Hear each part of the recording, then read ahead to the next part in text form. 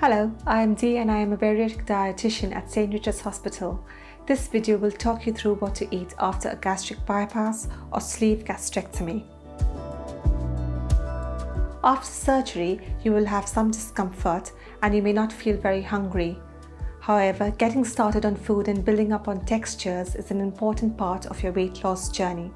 Skipping meals or not eating enough puts you at risk of nutritional deficiencies. Also, it stops you practicing the new eating behaviors. Textures need to be introduced gradually. This helps healing and lets your altered stomach adapt. After surgery, you'll be taken to the ward and offered water and no added sugar squash until the next morning. If you are well after the morning ward round, you will be allowed to progress to stage 1.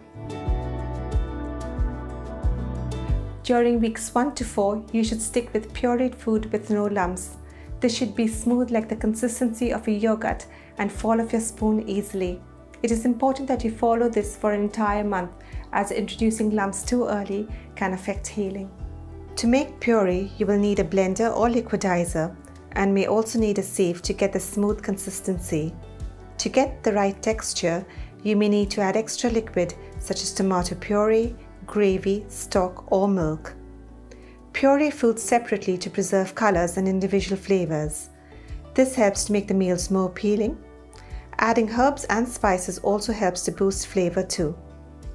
It is a good idea to prepare a few options before your operation and freeze them in ice cube trays, small pots or ramekins. This also helps you get familiar with portion sizes.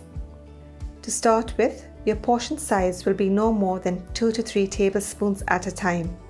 You should be aiming to eat 6 times a day. Setting reminders can help you plan your meal times, especially as you may not feel hungry like you did before the operation. For examples of suitable meals, please refer to page 11 of your booklet. After following the puree diet for 4 weeks, you can start introducing more textures into your diet. Initially, foods will be better tolerated if they are soft and wet. Like in stage 1, adding gravy or sauces can help. The fork test can be used to check the texture. If your fork passes easily through the food, it is the right texture for stage 2. If you have to force the fork through, it is possibly a stage 3 food and best avoided at this stage. You can also now try crunchy textures, for example crackers. Aim for at least 3 meals and 2 protein-based snacks. Your portion sizes at each meal will be at least 4 to 6 tablespoons or that of a small ramekin. Remember the 20-20-20 rule. Each mouthful should be that of a 20-pence coin, should be chewed 20 times, and the meal should last at least 20 minutes.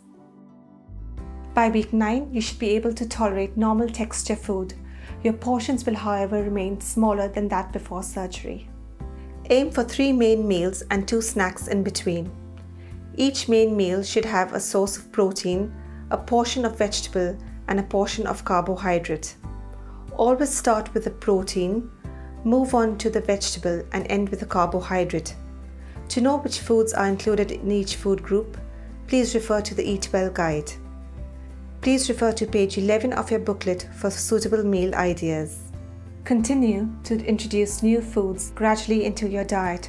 Foods that you could not manage at the beginning may be tolerated a couple of weeks later. You will probably find there are still some foods that tend to get stuck. Foods such as bread, pasta and rice may not be as well tolerated as before. However, this varies from person to person.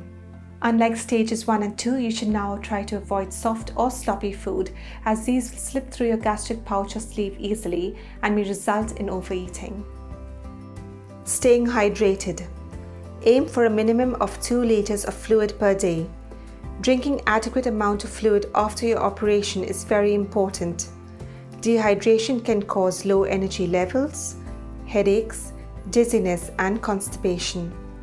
To help meet your hydration needs, make sure you keep sipping fluids through the day. You will not be able to gulp drinks when thirsty or in a hurry, and doing so may cause you pain in the chest. Keep a 30-minute gap before and after eating and avoid drinking and eating at the same time. This can be difficult to fit in initially when you are eating 6 times a day, so planning in advance is essential.